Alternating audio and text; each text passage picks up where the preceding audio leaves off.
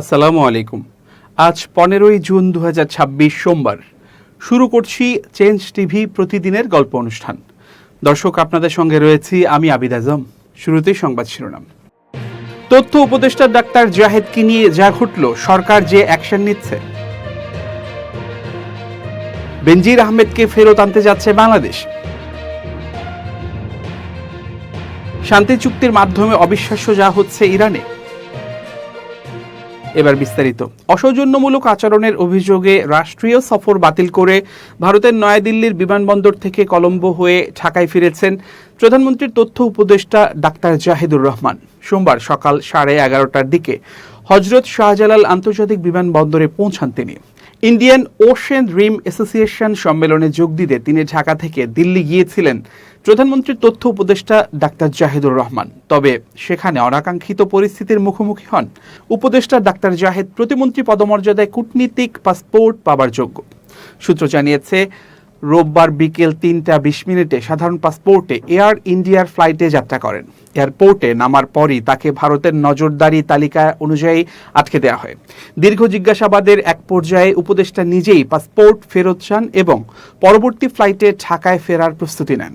পরে পরিস্থিতি বুঝতে পেরে ভারতীয় ইমিগ্রেশন কর্তৃপক্ষ তাকে সসম্মানে দেশটিতে প্রবেশের অনুরোধ জানালেও আত্মসম্মান এবং প্রোটোকল বজায় রাখতে তা প্রত্যাখ্যান করেন ডাক্তার জাহিদুর রহমান। ঢাকার একাধিক জ্যেষ্ঠ কর্মকর্তা নাম প্রকাশ না করার শর্তে জানিয়েছেন, বাংলাদেশের একজন গুরুত্বপূর্ণ সরকারি প্রতিনিধির সফর নিয়ে আগেভাগে চিঠি ও কূটনৈতিক যোগাযোগের পরও বিমানবন্দরে এমন ঘটনার কারণ রহস্যজনক হিসেবে দেখা হচ্ছে। সরকারি সূত্র বলছে, দিল্লিতে ঠিক কী ঘটেছিল এবং কেন এমন পরিস্থিতি তৈরি হলো তা বিস্তারিতভাবে জানার পর সরকারের পক্ষ থেকে পরবর্তী পদক্ষেপ নির্ধারণ করা হবে। সরকারের উচ্চ পর্যায়ের একজন কর্মকর্তা জানিয়েছেন, ডাক্তার জাহিদের সঙ্গে বিষয়টি নিয়ে পররাষ্ট্র মন্ত্রণালয় কথা বলবে। বিস্তারিত জেনে পরবর্তী করণীয় নির্ধারণ করা হবে। কী ধরনের করণীয় হতে পারে জানতে চাইলে তিনি বলেন, কূটনৈতিক পত্র দেয়া হতে পারে, কিন্তু তার আগে জানতে হবে সমস্যা আসলে কোথায় হয়েছিল। প্রাথমিক শিক্ষায় সঙ্গীত, নৃত্য ও নাট্যকলাকে বাধ্যতামূলক করার উদ্যোগের প্রতিবাদে 18 জন ঢাকায় ও 19 জন দেশব্যাপী বিক্ষোভ কর্মসূচি ঘোষণা দিয়েছে বাংলাদেশ খেলাফত মজলিস। ঢাকার কেন্দ্রীয় কার্যালয়ে অনুষ্ঠিত বাংলাদেশ খেলাফত মজলিসের কেন্দ্রীয় নির্বাহী পরিষদের নিয়মিত মাসিক বৈঠকে এসব কর্মসূচির ঘোষণা দেওয়া হয়েছে। বৈঠকে দলটির আমির মাওলানা মামুনুল হক সরকারের প্রাথমিক শিক্ষায় সঙ্গীত, নৃত্য ও নাট্যকলাকে বাধ্যতামূলক করার উদ্যোগের তীব্র সমালোচনা করে বলেন, কোমলমতি শিশুদের শিক্ষা ব্যবস্থায় নৈতিকতা, চরিত্র গঠন ও ধর্মীয় মূল্যবোধের পরিবর্তে বিতর্কিত সাংস্কৃতিক উপাদান বাধ্যতামূলক করার উদ্যোগ দেশের সংখ্যাগরিষ্ঠ জনগণের ধর্মীয় ও সামাজিক মূল্যবোধের পরিপন্থী। তিনি এ উদ্যোগ বাতিল করে প্রাথমিক পর্যায়ে ধর্মীয় ও নৈতিক শিক্ষা জোরদারের দাবি জানান। তিনি আরো বলেন, দেশ বর্তমানে গভীর রাজনৈতিক, অর্থনৈতিক ও নৈতিক সংকটের মধ্য দিয়ে অতিক্রম করছে। দ্রব্যমূল্যের ঊর্ধ্বগতি, বিদ্যুৎ জ্বালানির মূল্য বৃদ্ধি, বেকারত্ব, দুর্নীতি, অর্থ পাচার ও ব্যাংকিং খাতের অনিয়মে জনগণ দুর্ভোগে রয়েছে। এ পরিস্থিতিতে জাতীয় স্বার্থ, ইসলামী মূল্যবোধ ও জনগণের অধিকার রক্ষায় আদর্শভিত্তিক রাজনীতি, জাতীয় ঐক্য ও গণ আন্দোলনের বিকল্প নেই। মামুনুল হক বলেন, জাতীয় সংসদে বাজেট ও বিরোধী রাজনৈতিক দলগুলো সম্পর্কে সরকারের বক্তব্য বাস্তবতার সঙ্গে সঙ্গতিপূর্ণ নয়। 2026-27 অর্থ বছরের প্রস্তাবিত বাজেটে সাধারণ মানুষের মৌলিক সমস্যার কার্যকর সমাধানের সুস্পষ্ট রূপরেখা নেই। প্রায় 2,43,000 কোটি টাকার ঘাটতির এই বাজেট ভবিষ্যতে জনগণের ওপর নতুন ঋণ ও করের বোঝা চাপাতে পারে। তিনি বলেন, ফ্যাসিবাদ বিরোধী আন্দোলন সহ বিভিন্ন গণ আন্দোলনে ইসলামী জনতার গুরুত্বপূর্ণ ভূমিকা থাকা সত্ত্বেও প্রস্তাবিত বাজেটে 2013 সালের শাপলা চত্বরের নিহত, আহত ও ক্ষতিগ্রস্ত পরিবারগুলোর পুনর্বাসন, ক্ষতিপূরণ ও রাষ্ট্রীয় স্বীকৃতির জন্য কোনো বরাদ্দ রাখা হয়নি। একইভাবে কওমি মাদ্রাসা, ধর্মীয় শিক্ষা, মসজিদ ভিত্তিক নৈতিক শিক্ষা কার্যক্রম ও আলেম সমাজের কল্যাণে প্রয়োজনীয় উদ্যোগেরও প্রতিফলন দেখা যায়নি। 2024 সালের জুলাই গণ অভ্যুত্থানে আওয়ামী লীগ ক্ষমতাচ্যুত হওয়ার কয়েক মাস আগে বেনজির আহমেদের বিরুদ্ধে দুর্নীতির নানা অভিযোগ ওঠে। সেগুলো নিয়ে তদন্তে নামে দুর্নীতি দমন কমিশন দুদক। সাবেক এই আইজিপির বিরুদ্ধে যখন দুর্নীতির অভিযোগ ওঠে, তখনই তিনি দেশ ছেড়েছিলেন। এরপর তার বিরুদ্ধে একাধিক মামলা হয়। রোববার সাবেক আইজিপি বেনজির আহমেদের আটকের বিষয়টি স্বরাষ্ট্রমন্ত্রী নিশ্চিত করার পর দুদকের পক্ষ থেকে একটি সংবাদ সম্মেলন করা হয়। সেখানে দুদকের জনসংযোগ কর্মকর্তা মোহাম্মদ আক্তারুল ইসলাম জানান, সাবেক আইজিপি বেনজির আহমেদের বিরুদ্ধে দুদকের দায়ের করা 6টি মামলা রয়েছে। এর মধ্যে একটি মামলায় চার্জশিট দেওয়া হয়েছে এবং অপর একটি মামলার বিচার চলছে। অন্তর্বর্তীকালীন সরকারের সময় 2025 সালে বেনজির আহমেদকে গ্রেপ্তারে ইন্টারপোলে রেড নোটিশ জারির আবেদন পাঠানো হয়। বেনজির আহমেদের বিরুদ্ধে গ্রেপ্তারি পরোয়ানা জারির পর তাকে কবে ফেরানো হবে কিংবা ঠিক কী প্রক্রিয়ায় ফেরানো হবে, জবাবে দুদক কর্মকর্তা আক্তারুল ইসলাম বলেছেন, তাকে গ্রেপ্তারে দুদক ইন্টারপোলের সহযোগিতা নেয় স্বরাষ্ট্র মন্ত্রণালয়ের মাধ্যমে। একই প্রক্রিয়ায় দেশে আনার পর পরবর্তী আইনি প্রক্রিয়া ও বিচার কাজ শেষ হবে। দুদক জানিয়েছে, সাবেক আইজিপি সরকারি কর্মকর্তা থাকা অবস্থায় বিভিন্ন সময় সরকারি পাসপোর্ট ব্যবহার না করে জালিয়াতি করে সাধারণ ব্যক্তি হিসেবে পাসপোর্ট গ্রহণ করেছেন। এই মর্মে অভিযোগ ছিল এবং একাধিক পাসপোর্ট তিনি গ্রহণ করেছিলেন। দুদক কর্মকর্তা মোহাম্মদ আক্তারুল ইসলাম জানান, জ্ঞাত আয় বহির্ভূত সম্পত্তি অর্জনের যে 5টি মামলা হয়েছিল সাবেক এই পুলিশ কর্মকর্তার বিরুদ্ধে, সেখানে তার জ্ঞাত আয় বহির্ভূত সম্পদের পরিমাণ ছিল 76 কোটি টাকার উপরে। এসব মামলায় বেনজির আহমেদকে হাজির করতে আমরা স্বরাষ্ট্র মন্ত্রণালয়ের মাধ্যমে ইন্টারপোলে আবেদন করেছিলাম।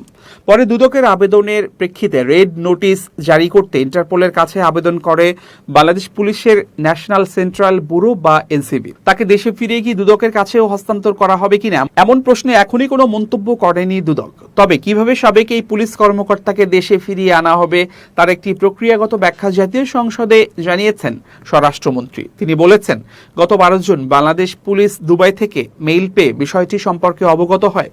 এনসিবি আবুধাবি জানিয়েছে যে ইউএইএ ফেডারেল ল নম্বর 39/2006 অনুযায়ী গ্রেপ্তারের তারিখ থেকে 30 দিনের মধ্যে কূটনৈতিক চ্যানেলের মাধ্যমে আনুষ্ঠানিক এক্সট্রাডিশন রিকোয়েস্ট প্রত্যর্পণের আবেদন প্রেরণ করতে হবে। বেনজির আহমেদের বিরুদ্ধে ফৌজদারি দণ্ডবিধির 420, 476, 468 সহ অন্যান্য ধারা এবং বাংলাদেশ পাসপোর্ট অর্ডার 1973-এর 11 ধারায় মামলা বিচারাধীন রয়েছে বলেও সংবাদ সম্মেলনে জানান স্বরাষ্ট্রমন্ত্রী। তিনি বলেন, বর্তমানে এনসিবি ঢাকা রেড নোটিশ প্রকাশ, আন্তর্জাতিক সমন্বয় এবং গ্রেপ্তার পরবর্তী ফলো আপ কার্যক্রম সম্পন্ন করছে। দুর্নীতি দমন কমিশন দুদক ইতোমধ্যে প্রয়োজনীয় মামলা, গ্রেপ্তারি পরোয়ানা ও তদন্ত সংক্রান্ত দলিলাদি প্রস্তুত করেছে। স্বরাষ্ট্র মন্ত্রণালয় কর্তৃক প্রত্যর্পণ প্রস্তাব অনুমোদন করে অতি দ্রুত কূটনৈতিক চ্যানেলে এনসিবি আবুধাবির কাছে পাঠানো হবে এবং তাকে দ্রুততম সময়ে দেশে ফিরিয়ে আনা হবে বলেও সংসদে জানান স্বরাষ্ট্রমন্ত্রী। বেনজির আহমেদ 2020 সালের 15 এপ্রিল থেকে 2022 সালের 30 সেপ্টেম্বর পর্যন্ত আইজিপি ছিলেন। এর আগে তিনি ঢাকা মহানগর পুলিশ ডিএমপি কমিশনার ও র্যাবের মহাপরিচালক হিসেবেও দায়িত্ব পালন করেন। মানবাধিকার লঙ্ঘনের অভিযোগে 2021 সালের ডিসেম্বরে র্যাবের 7 কর্মকর্তার উপর নিষেধাজ্ঞা দেয় যুক্তরাষ্ট্র। এ সময় র্যাবের দায়িত্বে থাকা কর্মকর্তাদের পাশাপাশি এই বাহিনীর সাবেক কর্মকর্তারাও নিষেধাজ্ঞার আওতায় ছিলেন, যার মধ্যে বেনজির আহমেদের নামও ছিল। যুক্তরাষ্ট্র যখন নিষেধাজ্ঞা দেয় তখন আইজিপির দায়িত্বে ছিলেন বেনজির আহমেদ। যুক্তরাজ্যের ঐতিহ্যবাহী অক্সফোর্ড ইউনিভার্সিটি ইউনিয়নে অনুষ্ঠান শেষে বৈষম্যবিরোধী ছাত্র আন্দোলনের অন্যতম সমন্বয়ক এবং কুষ্টিয়া 4 আসনের সংসদ সদস্য হাসনাত আবদুল্লাহর মিডল ফিঙ্গার বা মধ্যমা প্রদর্শনের একটি ছবি সামাজিক যোগাযোগ মাধ্যমে ভাইরাল হয়েছে। ফ্যাসি বিরোধী প্রতিবাদ হিসেবে তিনি এই বিতর্কিত ও সাহসী অঙ্গভঙ্গিটি প্রদর্শন করেছেন বলে ফেসবুক সহ বিভিন্ন সামাজিক মাধ্যমে দাবি করা হচ্ছে। অক্সফোর্ড ইউনিয়ন সোসাইটিতে ছাত্র নেতৃত্বাধীন গণঅভ্যুত্থান এবং বিপ্লব পরবর্তী বাংলাদেশের ভবিষ্যৎ শীর্ষক একটি প্যানেল আলোচনা অনুষ্ঠিত হয়। এতে আমন্ত্রিত বক্তা হিসেবে অংশ নেন সংসদ সদস্য হাসনাত আবদুল্লাহ এবং ঢাকা বিশ্ববিদ্যালয় কেন্দ্রীয় ছাত্র সংসদের ভিপি সাদিক কায়েম। জানা গেছে, প্যানেল আলোচনা শেষে অক্সফোর্ড থেকে বের হলে যুক্তরাজ্যের আওয়ামী লীগের সমর্থকদের তোপের মুখে পড়েন হাসনাত আবদুল্লাহ। সেখানে তারা হাসনাত আবদুল্লাহকে উদ্দেশ্য করে নানা স্লোগান দিতে থাকেন। এ সময় গাড়িতে হাসনাত আবদুল্লাহ মধ্যমা অর্থাৎ মিডল ফিঙ্গার প্রদর্শনের একটি ছবি ধারণ করা হয়, যা মুহূর্তের মধ্যেই সামাজিক যোগাযোগ মাধ্যমে ছড়িয়ে পড়ে। তবে সাধারণ নেটিজেনদের একাংশ এবং রাজনৈতিক বিশ্লেষকদের মধ্যে এই অঙ্গভঙ্গি নিয়ে কিছুটা মিশ্র প্রতিক্রিয়াও দেখা গেছে। একজন আন্তর্জাতিক পরিমণ্ডলে দেশের প্রতিনিধিত্বকারী সংসদ সদস্য হিসেবে এই ধরনের অঙ্গভঙ্গি কতটুকু সমীচীন তা নিয়ে সামাজিক মাধ্যমে পক্ষে বিপক্ষে তুমুল বিতর্ক চলছে। এই প্রতিবেদন লেখা পর্যন্ত ছবিটির বিষয়ে হাসনাত আবদুল্লাহ বা বৈষম্যবিরোধী ছাত্র আন্দোলনের পক্ষ থেকে আনুষ্ঠানিক কোনো ব্যাখ্যা বা প্রতিক্রিয়া পাওয়া যায়নি।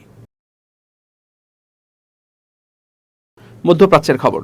যুক্তরাষ্ট্র ও ইরানের মধ্যে শান্তি আলোচনায় মধ্যস্থতাকারী দেশ পাকিস্তানের প্রধানমন্ত্রী শাহবাজ শরীফ সামাজিক যোগাযোগ মাধ্যমে জানিয়েছেন, যুদ্ধবন্ধে একটি চুক্তিতে পৌঁছেছে যুক্তরাষ্ট্র ও ইরান।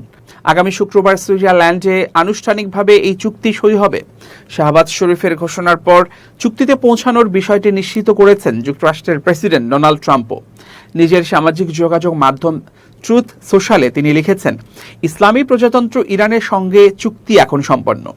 চুক্তির শর্তগুলো হলো, সব ফ্রন্টে যুদ্ধ সম্পূর্ণরূপে বন্ধ হবে, ইরানের বিরুদ্ধে যুক্তরাষ্ট্রের আরোপিত অবরোধ ও নিষেধাজ্ঞা প্রত্যাহার বা স্থগিত করা হবে, অঞ্চলে মোতায়েন মার্কিন সেনাদের ধাপে ধাপে প্রত্যাহার করা হবে, হরমুজ প্রণালী স্বাভাবিক নৌ চলাচলের জন্য উন্মুক্ত থাকবে, ইরানের পুনর্গঠনের জন্য $300 বিলিয়ন একটি তহবিল গঠন করা হবে, ইরানের জব্দকৃত সম্পদের 24 থেকে $28 বিলিয়ন মুক্ত করা হবে, যার একটি অংশ তাৎক্ষণিকভাবে ছাড় করা হতে পারে।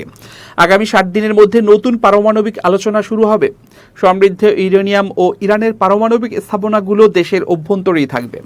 মিসাইল কর্মসূচি ও আঞ্চলিক প্রতিরোধী গোষ্ঠীগুলোর বিষয়ে আলোচনা এজেন্ডার বাইরে রাখা হবে। দক্ষিণ লেবানন থেকে ইসরায়েলি বাহিনীর প্রত্যাহারের বিষয়টিও চুক্তির অংশ হিসেবে উল্লেখ করা হয়েছে। হরমুজ প্রণালীর ব্যবস্থাপনায় ইরানের ভূমিকা স্বীকৃত হবে এবং ভবিষ্যতে ট্রানজিট ফি আদায়ের সুযোগ রাখা হবে। জাতিসংঘ, যুক্তরাজ্য, ফ্রান্স, জার্মানি, ইতালি, কাতার এই সমঝোতাকে স্বাগত জানিয়েছে। ইরান যদি তার পারমাণবিক কর্মসূচির বিষয়ে স্পষ্ট ও যাচাইযোগ্য পদক্ষেপ গ্রহণ করে, তবে দেশটির উপর আরোপিত সব অর্থনৈতিক নিষেধাজ্ঞা প্রত্যাহার করে নিতে প্রস্তুত রয়েছে জার্মানি, ইতালি, ফ্রান্স ও যুক্তরাজ্য। ইউরোপের এই প্রধান 4 দেশের নেতারা এক যৌথ বিবৃতিতে তেহরানের পারমাণবিক অস্ত্র অর্জনের চেষ্টার বিরুদ্ধে তাদের দৃঢ় অবস্থানের কথা পুনর্ব্যক্ত করেছেন। সোমবার আন্তর্জাতিক সংবাদ মাধ্যম আল জাজিরার বরাত দিয়ে HAM মিডিয়া এক প্রতিবেদনে ইউরোপীয় দেশগুলোর এই কূটনৈতিক সিদ্ধান্তের কথা প্রকাশ করেছে।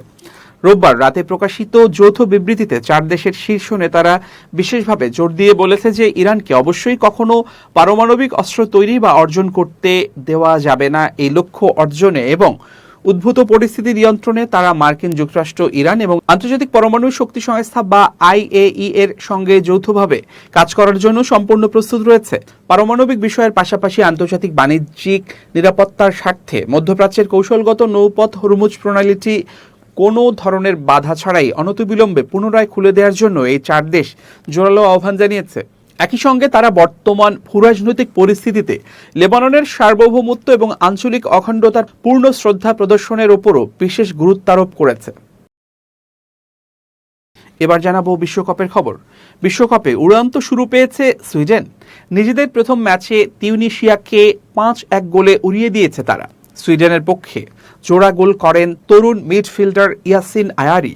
ম্যাচের 7 মিনিটে নিজের প্রথম গোল করেন আয়ারি। এরপর 96 মিনিটে আরেকটি গোল করেন এই তরুণ মিডফিল্ডার। তবে প্রথম গোল দেওয়ার পরও উদযাপন করেননি তিনি, উল্টো গোল দিয়ে সিজদায় লুটিয়ে পড়েন তিনি। আয়ারির বাবা তিউনিশিয়ায় জন্মগ্রহণ করেন, হয়তো এজন্যই উদযাপন করেননি আয়ারি। তবে বাবার দেশ নয়, খেলার জন্য বেছে নেন নিজের জন্মভূমি সুইডেন।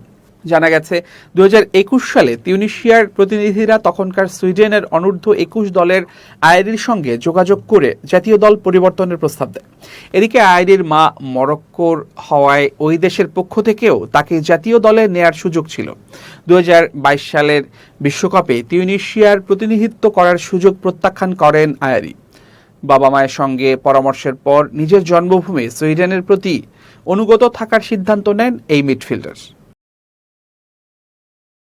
এবার খুব জরুরি 1 মিনিট জানাচ্ছেন ইউনেস্কো ক্লাব জার্নালিজম অ্যাওয়ার্ড বিজয়ী আমিরুল মোমিনিন মানিক। খুব জরুরি 1 মিনিটে প্রত্যেককে আমন্ত্রণ। মানুষের জীবনে সিদ্ধান্ত খুবই গুরুত্বপূর্ণ একটা বিষয়। আপনি যখন কোনো কাজে নামবেন তখন সেই কাজের বিষয়ে আত্মবিশ্বাস যেমন থাকতে হবে, ঠিক তেমনি দৃঢ় সিদ্ধান্ত নিতে হবে। কিন্তু অনেক সময়ই আমরা সিদ্ধান্তহীনতায় ভুগি, যা আমাদের কাজকে সফলতায় নিয়ে যেতে প্রধান অন্তরায় হিসেবে কাজ করে। প্রিয় বন্ধুরা, এই জন্যে আসুন যখনই কোনো কাজ করতে আমরা যাব তখন সেই কাজটি কি সত্যিকার অর্থে করব না করব না সেটা আমরা ভেবে নেই, চিন্তা করি। দৃঢ়তার সঙ্গে সিদ্ধান্ত নিয়ে সাহসের সঙ্গে এগিয়ে চললে বিজয় অবশ্যই আসবে। ভালো থাকুন, শুভেচ্ছা নিরন্তর। প্রিয় দর্শক, শেষ করছি চেঞ্জ টিভির প্রতিদিনের গল্পের অনুষ্ঠান। changetv.press বাংলাদেশের ইউটিউব জার্নালিজমের অগ্রদূত। ভিজিট করুন এর ওয়েবসাইট www.changetv.press, youtube.com/changetvpress এবং সাবস্ক্রাইব করুন চ্যানেলটি। নিয়মিত লাইক, কমেন্ট ও শেয়ার করে আপডেট রাখুন নিজেকে। ভালো থাকুন, নিরাপদে থাকুন, শুভেচ্ছা নিরন্তর। changetv.press, এক ফোঁটা হলুদ নেই।